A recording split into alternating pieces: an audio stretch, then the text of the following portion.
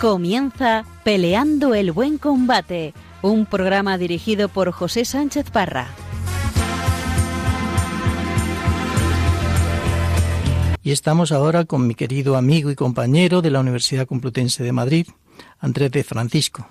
Andrés de Francisco es doctor en Filosofía y profesor titular en la Facultad de Ciencias Políticas y Sociología de la Universidad Complutense. Aunque yo lo conozco por haber escrito un artículo que, debo reconocer, me hubiese gustado escribir a mí. Este artículo es Fútbol y Pedagogía, una reflexión a partir de Panzeri, que está publicado como epílogo 1 en el libro de Dante Panzeri titulado Fútbol, dinámica de lo impensado. Muy buenas noches, Andrés de Francisco. Buenas noches, José. ¿Qué tal? Pues muchas gracias por estar esta noche en el programa. ¿Y nos podrías contar un poco, Andrés, quién era Dante Panzeri y cómo llegas a escribir el epílogo 1 de un libro, creo que escrito y publicado por primera vez en 1968? Yo conocí a Dante Panzeri precisamente a raíz de la petición del editor de que hiciera un epílogo. Antes no lo conocía, pero fue leerlo y descubrir que, bueno, pues que era casi un filósofo del fútbol y un filósofo de vanguardia. En gran medida se adelantó mucho a su tiempo, fue una referencia del periodismo futbolístico argentino y creo que marcó o construyó una concepción del fútbol con una serie de valores que él ya pensaba que en su momento estaban, digamos, en peligro y que yo creo que siguen estándolo, ¿no? Tú eres, Andrés, profesor universitario, has estudiado filosofía y en tu epílogo dices fútbol y pedagogía. ¿Tú crees que el fútbol tiene una pedagogía? Sí.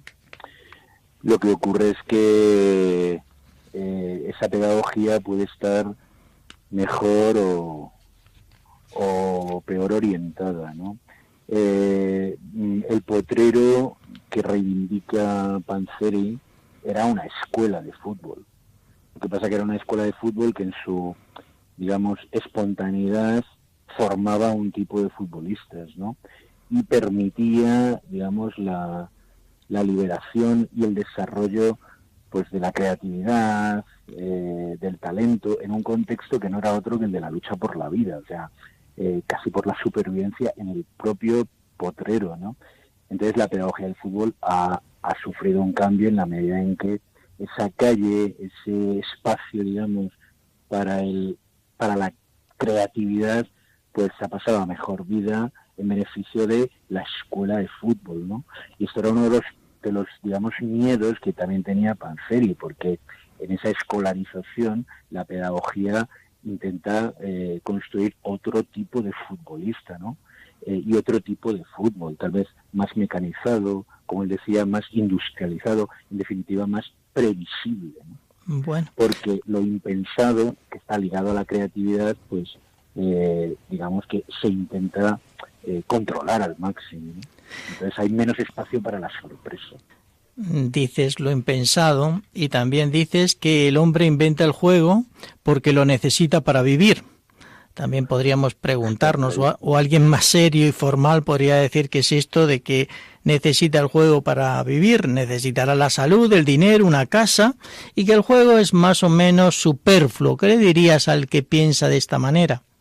No, el juego es algo fundamental y además se sabe desde muchas perspectivas. Ya está ligado a la creatividad, está ligado a la libertad, está ligado al placer y como decía Huizinga, ¿no? Somos homo ludens, es decir, un ser que juega, pero desde todas muchas perspectivas, o sea, por ejemplo, desde una perspectiva más psicológica, está ligado al desarrollo de la personalidad, incluso de la propia conciencia del niño. O sea, claro, el ser humano tarda mucho, a diferencia de otros animales, en madurar, digamos, en su personalidad, en su psique, en su mente, y el proceso de maduración emocional, cognitiva, está ligado en el hombre al juego. O sea, si nosotros no jugáramos de pequeños, nuestra maduración sería no se lograría de la misma manera. También como seres sociales, ¿eh? Agregas que el fútbol es un juego que reinventa la vida, la recrea, la refleja, digamos, más o menos como Javier Marías, que decía que el fútbol nos permitía volver todas las semanas a la infancia. Sí, efectivamente. Volver a la infancia en la medida en que, claro, cuando somos niños, pues el juego es algo central en nuestra vida. Pero la primera parte de tu comentario, a saber que el fútbol refleja la vida, yo estoy absolutamente convencido, en todos los planos, o sea, en el plano ético, en el plano estético, en el plano incluso político. O sea, hay dentro del juego hay política, porque hay jerarquía, porque hay mando, porque hay porque hay un entrenador, hay ética porque hay valores. Desde la competitividad hasta la solidaridad. Está el individuo, pero también está el grupo. Y hay estética porque, claro, es un juego que es capaz de producir belleza, ¿no? Decía, cuando comentabas esto, recordaba algo del Papa Benedicto XVI, que le preguntaron por qué creía que había 3.700 millones de personas interesados en el fútbol. Y él dice, lo he estado meditando y dice que creo que es un entrenamiento para la vida. Por lo que tú dices, ¿estás en la misma línea? Absolutamente. Yo, de hecho, titulé Fútbol y Pedagogía porque yo tengo un hijo que juega al fútbol y he tenido, en fin, muchos momentos, muchas horas, me he visto muchos entrenamientos y he podido comprobar cómo efectivamente, o sea, el fútbol les estaba configurando también su personalidad, sin duda alguna. Les hace más fuertes, les hace madurar seguramente antes, les enseña a convivir también con la frustración, a colaborar, a aguantar. Es un entrenamiento a veces muy duro, ¿no? Pero un entrenamiento para la vida sin duda alguna. También comentas en el epílogo que el fútbol, como la vida, trasciende su pura realidad objetiva e incorpora dimensiones estéticas y éticas. Tú que has estudiado filosofía y que habrás tenido alguna asignatura de ética, ¿cómo es esto que el fútbol también incorpora estas dimensiones estéticas y éticas? Para empezar, del fútbol se puede predicar un adjetivo normativo, que es el bien o el mal. Es decir, constantemente como espectadores estamos juzgando el juego desde la perspectiva ética, en el sentido de si es buen juego, es mal juego. Y yo creo que a todos los degustadores del fútbol nos gusta el buen fútbol. O sea, ya hay un adjetivo que tiene que ver con el bien y el mal. Pero además es que en el propio juego, en la propia convivencia, en los entrenamientos, en los partidos, se están poniendo en juego un montón de valores.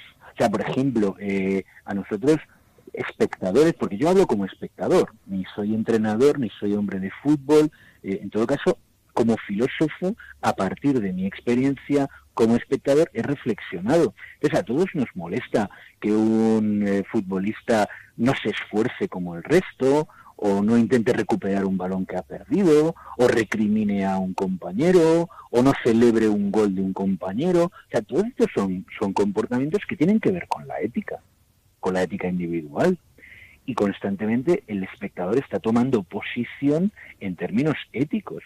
Y por supuesto también en términos estéticos, porque claro, a todos nos gusta un juego bien desarrollado, es decir, le exigimos al juego también esa dimensión estética. Nos gusta ver un buen gol, no un churro, nos gusta ver una buena jugada. ¿Por qué? Porque es bonita, porque está desarrollada con rapidez, con precisión, etcétera, etcétera. Entonces, el espectador de fútbol, no sé si es o sigue siendo, pero desde luego el espectador que también pide Panzeri es un espectador exigente. O sea, no nos gusta que un futbolista finja un penalti. Entonces el espectador exigente dice, no, o sea, estás intentando engañar. al público, al árbitro, etcétera, etcétera. Pero muchas veces también la picardía forma parte, ¿no? Entonces es el engaño bien entendido. Constantemente estamos emitiendo juicios de valor en el fútbol, sí. Además de los juicios de valor, dices que el hombre se proyecta como artista y a veces incluso dar forma a la belleza y hacerla visible. También el Papa Benedicto XVI hablaba de que la belleza salvará al mundo, siguiendo a Dostoyevsky. ¿Tú estás en esa línea? Yo reivindico la belleza y reivindico el arte como una dimensión intrínsecamente humana. No sé si salvará al mundo, pero desde luego hará un mundo mucho mejor, ¿no? Cuanta más belleza haya en el mundo, mejor para el mundo. Y la belleza además está ligada a la creatividad, y la creatividad está ligada a la libertad y al talento. Entonces son todos estos valores muy humanos que hay que reivindicar, naturalmente. O sea, sin libertad, sin talento, sin creatividad, es muy difícil crear belleza. Y en el fútbol, por ejemplo, o en otros deportes, ¿se podría combinar la belleza con la utilidad? No solamente se puede, sino que se debe. O sea, la belleza inútil en un juego que es competitivo y que aspira a la victoria, la belleza inútil hay que intentar arrumbarla. La belleza tiene que estar ligada con la eficacia. Lo que ocurre es que también sabemos por experiencia que normalmente los mejores equipos son los que más ganan porque son los que mejor juegan. Yo creo que esto también es una ley del fútbol, ¿no? Entonces, de alguna manera, si quieres obtener buenos resultados, si quieres ser resultadista, lo mejor que puedes hacer es intentar jugar bien al fútbol. Y si juegas bien al fútbol, la belleza nace necesariamente. La belleza en un sentido muy amplio, porque primero tiene una dimensión subjetiva y tienes muchas manifestaciones. O sea, desde una buena gambeta, pero que sea productiva, hasta un buen disparo, porque sea preciso, hasta una acrobacia, o pasando por una jugada bien trenzada, una buena triangulación, rápida, pero todo eso, si no es eficaz, es inútil. Y en el fútbol hay que ir a ganar. Entonces es el buen juego, bello si es posible, pero bien entendido, es decir, funcional. ¿Funcional para qué? Para el objetivo que es ganar, ¿no? Y esto que dices... El problema, José, es que hay una concepción del fútbol que piensa que se puede ganar a cualquier precio y que se puede renunciar a determinadas cosas, ¿no? Entonces se piensa más en destruir que en crear, se valoran más a lo mejor pues la fuerza que el talento, el orden y la disciplina que la creatividad, y todo eso hace que el fútbol no solamente sea aburrido, sino previsible. Andrés, yo creo que sí, nos hablabas de la combinación entre belleza y utilidad en el fútbol, y creo haberlo entendido. Pero también podríamos aplicar esto de belleza y utilidad en la vida y sería útil. Sí, claro. O sea, yo, por ejemplo, doy clases en la facultad. Yo intento dar la mejor clase posible, y creo que cuanto mejor es mi retórica, cuanto más preciso soy, cuanto más exhaustivo, cuanto más a la vez económico, también soy más eficaz como profesor. Si recurro a la chabacanería en el sentido de Ortega, ¿no? Al ¿qué más da? Bueno, da igual, pues al final soy un mal profesor. Y todo esto implica trabajo, como en general. Si el artista que no trabaja, pues tampoco crea, por mucho talento que tenga, ¿no? Pero sí, creo que la dimensión estética es muy importante en la vida. El intentar hacer las cosas por ellas mismas, hacer las cosas bien, esto es fundamental, es eso. No solo en el fútbol. Comentas también que el fútbol es un juego maravilloso, apto también para la reflexión filosófica, ¿no? Parecería que serían cosas antagónicas o lejanas entre sí, un juego en un principio pensado para niños y una reflexión filosófica que se supone ya con un adulto, con unos conocimientos importantes. ¿Cómo unes esta reflexión filosófica con este juego maravilloso? Primero porque todos estos conceptos que estamos barajando, desde conceptos éticos hasta conceptos estéticos, han sido conceptos elaborados por la filosofía. Pero diría más, es que yo creo que hay una cosa que a menudo nos olvidamos de la importancia que tiene en la vida en general y en el fútbol en particular, que es la inteligencia. Entonces, todo aquello que compromete a la inteligencia, o sea, jamás habrá un buen futbolista, ni un buen entrenador, ni un buen fútbol de equipo sin inteligencia. Y allí donde está comprometida la inteligencia, hay una potencial aportación de la reflexión filosófica. No sé si compartes esto conmigo. Lo comparto. Y además dices una cosa, dice entre dos cosas útiles, porque estamos en un mundo que digamos más material que espiritual, más cercano pues al dinero y eso, a las cosas materiales, que las cuestiones estéticas y belleza. Pero dices que entre dos cosas útiles preferimos la más bella, y a menudo preferimos la más bella aunque sea menos útil. Sí, también es verdad. O sea, lo que ocurre es que en el caso del fútbol hoy en día eso está altamente penalizado, porque está sobredimensionada también la eficacia y la utilidad. Pero sí, o sea, podemos consentir, yo que sé, un intento de regate en el fútbol, aunque salga mal, porque hay un elemento de promesa de belleza, ¿no? Porque tiene una dificultad enorme librarse de un contrario, ¿no? Que te lo va a poner todo lo difícil que pueda. Entonces tienes que recurrir al recorte, a la finta. Todo eso implica una belleza de movimientos, una flexibilidad, una agilidad, una coordinación espectaculares, ¿no? Entonces perdonamos el intento fallido porque es un intento de algo extraordinario, ¿no? Pero hasta cierto punto. O sea, en general, la estética desconectada, pues el principio de realidad nos amenaza a todos. Entonces, mejor que vayan unidos, aunque si en un momento determinado tienen que estar separados, pues podemos permitirnos el lujo, ¿no?, de renunciar a lo inmediatamente útil, ¿no? Es un anhelo de cualquier corazón humano la felicidad.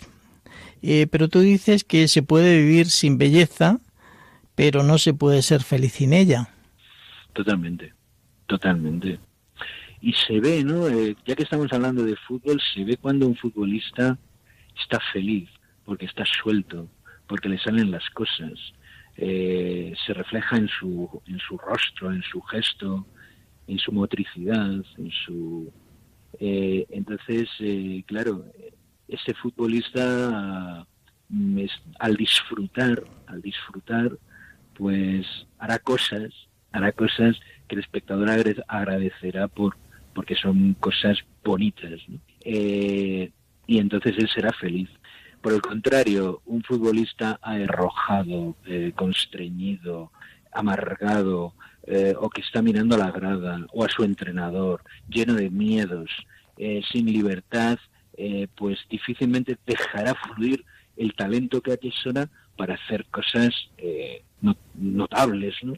Entonces sí, es muy difícil ser feliz sin belleza. O sea, imagínate, ¿no?, un mundo sin catedrales góticas, sin cuadros maravillosos, sin paisajes bellos, es un mundo de fealdad.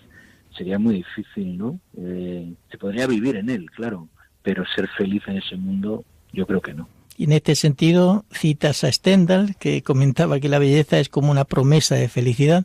Sí, ahí habría mucha tela que cortar, pero sí, yo creo que sí, en promesa de felicidad, de bonheur, decía Stendhal, sí. Es verdad, o sea, es de alguna manera y desde Platón lo sabemos, ¿no? O sea, la belleza es la idea más importante, la única que se deja traslucir en el mundo de los sentidos, ¿no? Entonces nos promete, nos recuerda que hay una trascendencia, que hay una espiritualidad, hay algo divino, decía Platón, en la belleza, ¿no? Bueno, lo dicen muchos, lo del chispazo divino que se le da a todo artista. Y dime unos artistas, hay futbolistas o deportistas que de alguna manera te hayan acercado a la felicidad, a ese chispazo divino. Futbolistas. Futbolistas, por ejemplo. Pues Cruyff, Van Basten, Zidane, Messi, Maradona. Bueno, hay muchos, ¿no? Y de todos ellos, si te tienes que quedar con uno. Yo creo que Cruyff, pero no solamente por la belleza o por esa felicidad estética, porque Cruyff representaba tantas cosas, ¿no? Soberanía, elegancia, velocidad, técnica, rango, dominio. Era un cúmulo de cosas, tenía tanta inteligencia, tanta autoconsciencia de su inteligencia, que era una especie de soberano, ¿no? Uh-huh. Entonces, claro, a mí me impresionaba mucho. Ahora, lo que es vibrar, creo que Messi y Maradona son los que más me han hecho vibrar en cuanto al juego. Feliz también me ha hecho Ronaldinho. El mejor Ronaldinho, yo creo que nos hacía a todos felices. Además, llevaba una sonrisa, ¿no? Era tan feliz él, bueno, se divertía tanto, ¿no? Que lo transmitía. Lo transmitía. Sí. Y dices que el fútbol feo es un fútbol sin sentido. A contrario sensu de lo que estamos diciendo, de la felicidad, de esta promesa de felicidad, de la belleza, de la alegría, el fútbol feo es un fútbol sin sentido.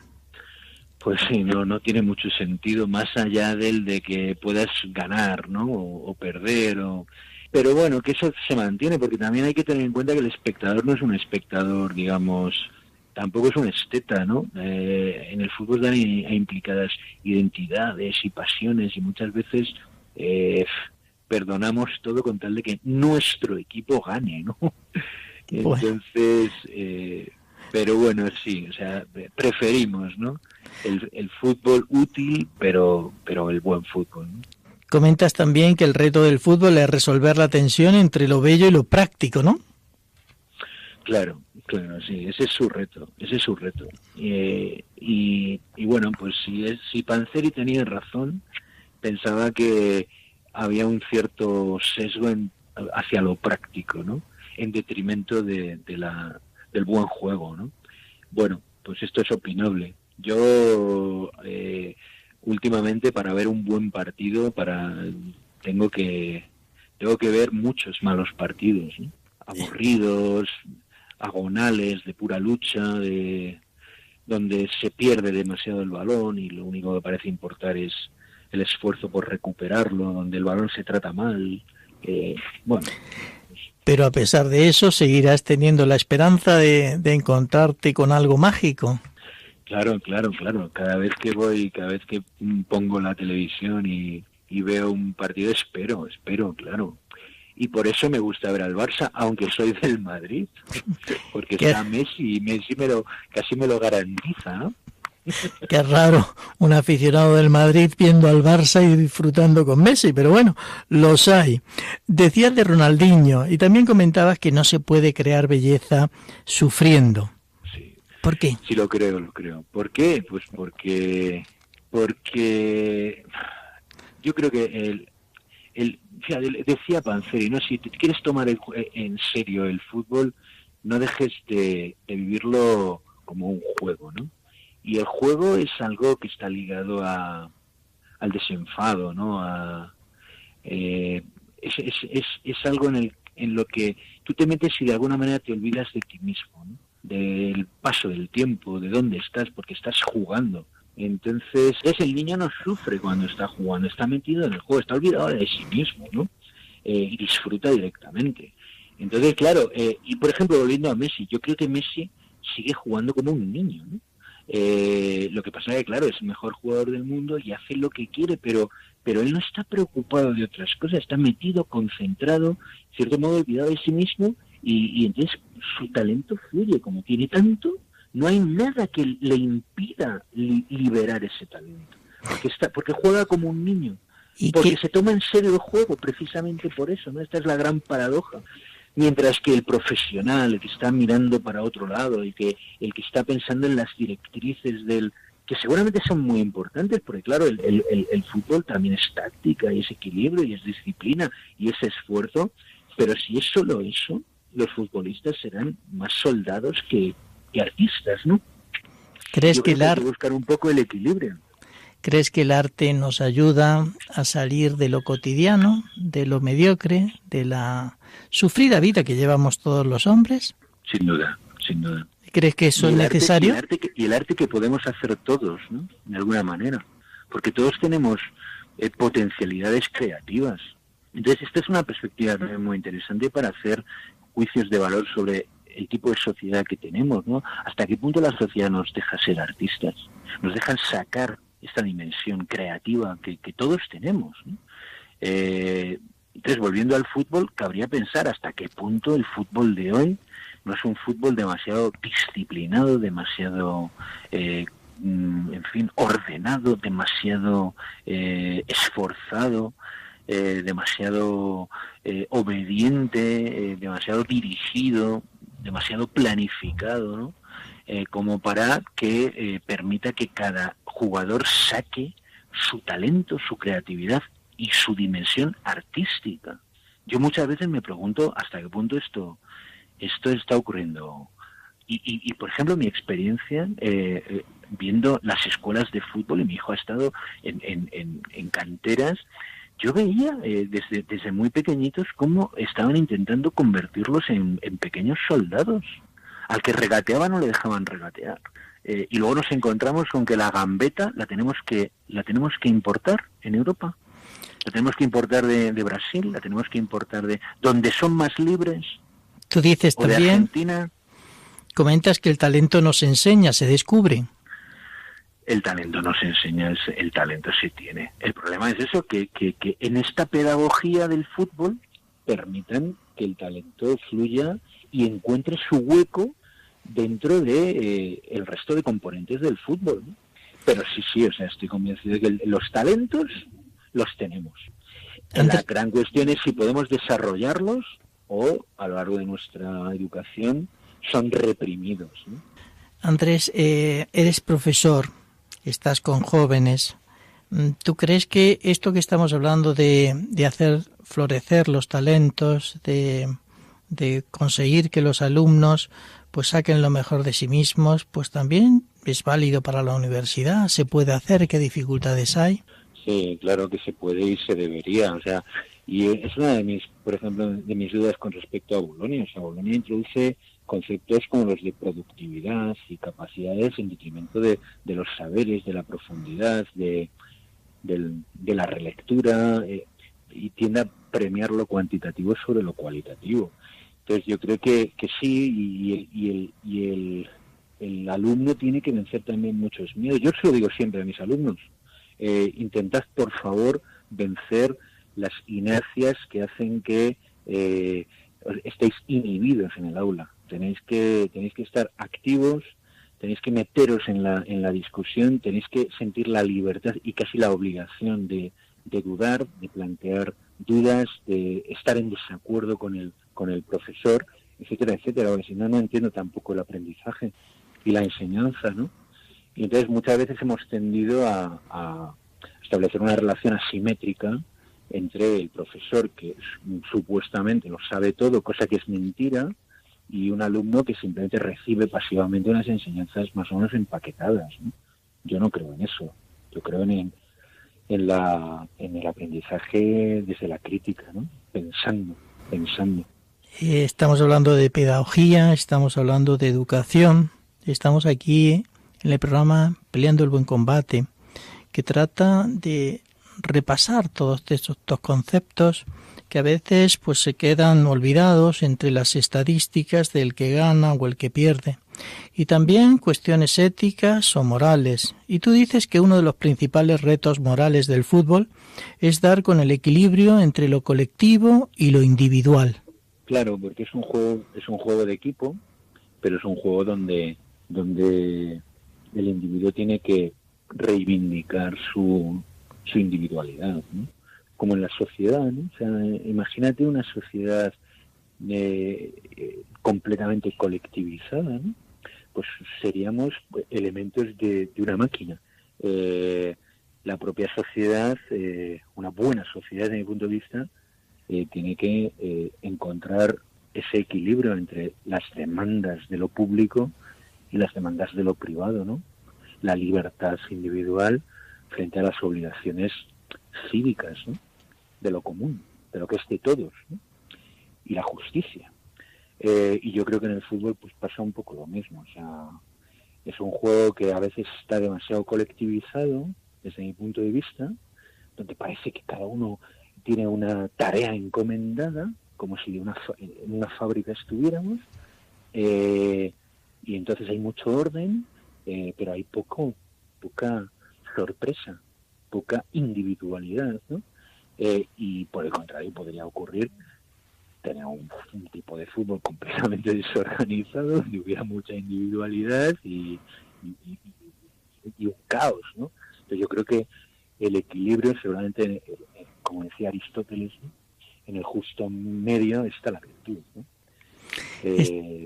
Dime. Estamos terminando esta charla con un querido amigo, profesor y filósofo, profesor universitario, y volviendo otra vez a la infancia, decías que los niños creábamos una suerte de gobierno de los mejores, una pirámide de mando aristocrático, y la cosa funcionaba así porque no podía funcionar de otra manera. Estaba en la naturaleza de las cosas. Sí. Hombre, hay muchas teorías en la teoría política según las cuales siempre ha habido en todo ordenamiento social una aristocracia natural, ¿no? Y yo creo que esto se reproduce también en el fútbol, ¿no? O sea, siempre va a haber un pequeño grupo que por sus valores, por sus especiales cualidades, Panzeri habla de la cuadrilla, ¿no? Es un poco la referencia en el campo del propio entrenador en el fútbol que él vivió, y es un poco esa aristocracia, ¿no? Dentro del equipo, pues que tiene, como cualquier otra aristocracia, tiene jerarquía, ¿no? Pero jerarquía otorgada y jerarquía ganada. Es decir, son los valores, son sus especiales capacidades o su experiencia o lo que sea, lo que hace que el resto del equipo pues les conceda ese rango, ¿no? Y ese mando. Y cuando somos niños pues pasa lo mismo. Las aristocracias naturales se imponen en el juego, y cuando por ejemplo jugábamos al fútbol y nos tocaba elegir, pues íbamos eligiendo a los mejores para nuestro equipo, y al final quedaba pues el compañero de juegos más torpe, ¿no? Buscábamos ¿qué? Pues esa aristocracia natural que la naturaleza pone, ¿no? Así es, Andrés de Francisco. Ahora recordaba que la NBA ha copiado algo así como las elecciones que hacían los niños, y también los capitanes de los equipos eligen los compañeros que van a tener en el partido de las estrellas. De alguna manera también ellos están recuperando la infancia. Totalmente, sí, no sabía esto, pero sí. Andrés, te agradezco muchísimo el que hayas estado esta noche en Radio María, en Peleando el Buen Combate. Gracias por acercarnos otra vez a nuestra niñez, para ayudarnos a recrear una y otra vez que el corazón humano está llamado a la belleza más que a la utilidad, y que, si lo sabemos mirar correctamente, el deporte puede ayudarnos a ser más virtuosos. Muchas gracias, buenas noches, ¿eh? Buenas noches, gracias a ti, José. Un abrazo.